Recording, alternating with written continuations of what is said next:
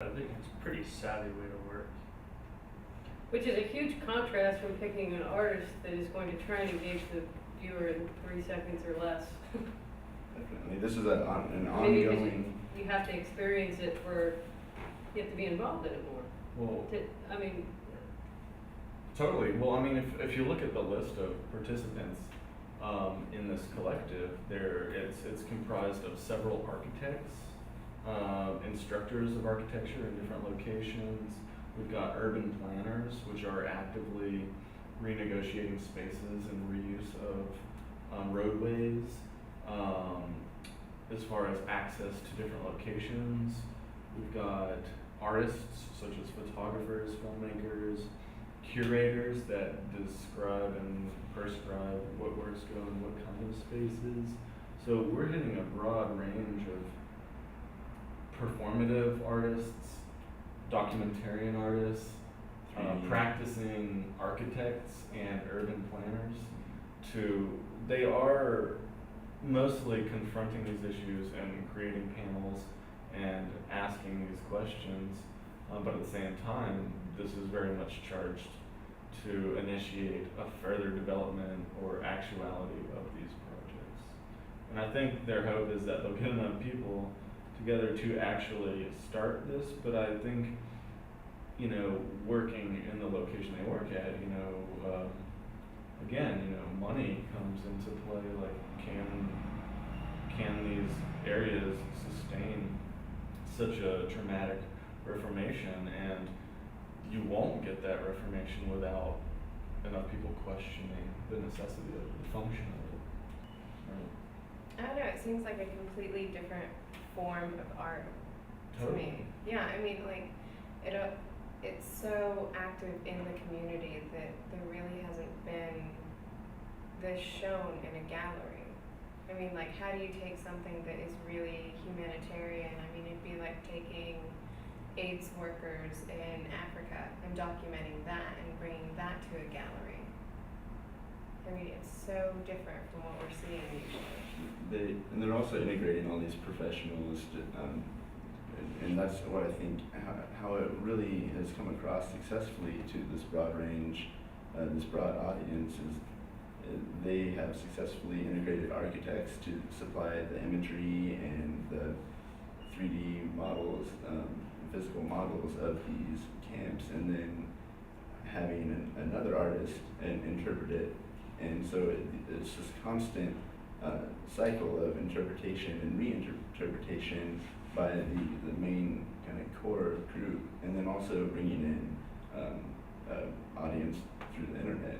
Anybody with an internet connection or access to the internet can become involved, and it's just a constantly changing work. So Yeah. It would be really interesting to see if, like, this is where art is going. It's like, this was the next big movement, is actually replanning a city, like, the governor of, Tirana? Yep. Yeah, like how he's asking the city to replan the city and what they want to see and actually taking it out into the community. Like, He is this an active artist. Yeah. Yeah. Like, is this gonna be the next movement? Like, there's a good chance it could be. Well, and then not only that, but I mean, it gives the viewer direct involvement. They are also helping make changes. It's not just something to view, something to take home, contemplate, then possibly, make certain moral decisions or change your life in some way. I mean, they can specifically engage in these changes. So by involving professionals, and they become part of the art. Well, they become not even art, but part of the issue. Both. Yeah. So then they become the maker in a way. Absolutely. Yeah, I mean, even on They're making allowance for that. yeah, I mean, at the bottom of their page, if you're interested to join us, please send your one-page CV and work samples, and let us know how long and when you are available to come to Palestine. Well, I think it questions I think it totally obliterates the white cube and the necessity of that institution and says, all right, Yeah. like, I'm going to put this in the white cube, and I'm going to show you how inadequate it operates as an active role in society. Like the role of the artist is transitioning as it should be transitioning from a documenter or a recorder of previous events for the sake of making the information accessible that this has happened or this is happening, and brings it into the context of you should be doing. Yeah. It's our, philosophically even, you get into which we'll get into the curatorial discussion at the end, discussing the responsibility of artists, the responsibility of viewer, the responsibility of institution, because there are those responsibilities outside of the pleasure of art. Yeah. And I really like the idea of recycling these buildings, like to take what was into what could be.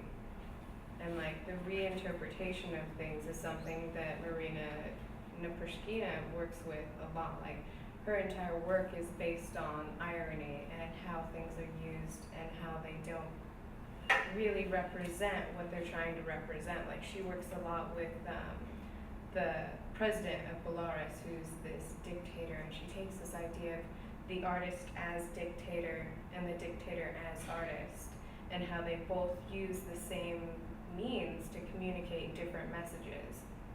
And like she'll take, like with her piece Patriot 1 and Patriot 2, it was this 2-part video where in the first part she was reconstructing a Belarus flags, Mm-hmm. and she was cutting them up with all this action, was so confident of movement and like trying to reinterpret her idea as being a patriot and an artist at the same time. And then the second part of it was her going to these really important monumental places in her home country with a president's image in her hands and just walking around.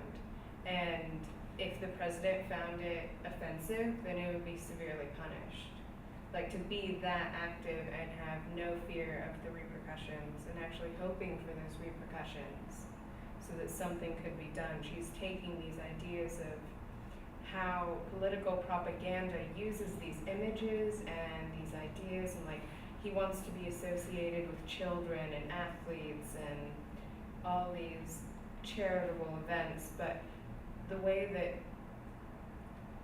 they use images and propaganda without really reconciling what those images mean completely nullifies what propaganda is supposed to do. Well, yeah, and that's in large part because of the Lukashenko regime, right? Having its heavy hand on supervising what art can and can't be in production, and that's again, because of dealing with propaganda in that way. And so for the president's platform, that piece, for example, I mean, as an object, I think it's aesthetically very beautiful. I mean, this red, 4-stepped, elongated platform, right, just harshly in the middle of this natural setting, and I mean, it's a solid object in its modernist approach or minimalist approach to aesthetics, but at the same time, because of contemporary issues and the premise of these works and the restraints of such regimes, you have to kind of be tricky in how you word things or deal with things. Yeah. Otherwise, you don't get to make anything. Right? Yeah.